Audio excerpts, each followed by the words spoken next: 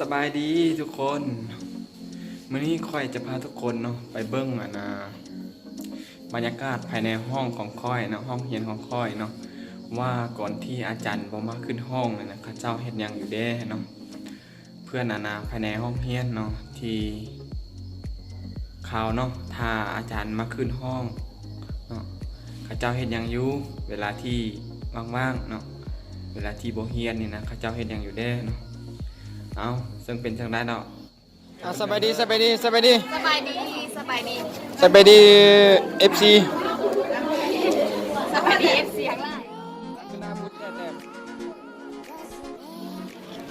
เป็นยังเนี่ยมันยังกิด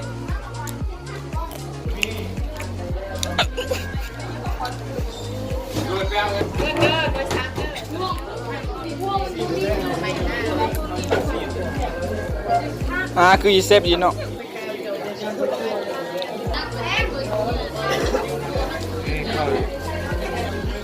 เล่นเกมม้วนเนาะ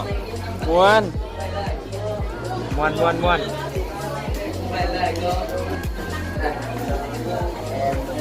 ใช่ว่าเครียดอ่ะเกมฟรีไฟเนาะ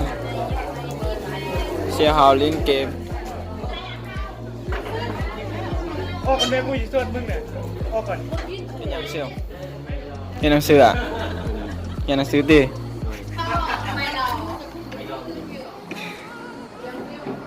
อ๋อผู้นี้กับเจ้ามันเรียนหนังสือเนาะว้าวแซ่บเนาะใช่ป่ะเสพหลาย แซ่บเนาะนี่เจ้าแม่มี เจ้ามีบอเกนมาบันควยมีเกนแบบนี้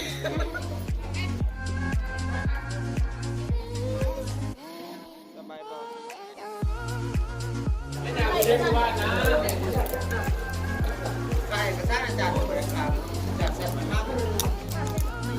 เก็บหลายไข่แดง โอ้โห นั่นแม่พูดว่าแม่นั่นน่ะใส่ซาเอาหนังนี่โอ้เดี๋ยวเอาหนังได้เฮ็ดยังแซ่บเนาะอร่อยมาก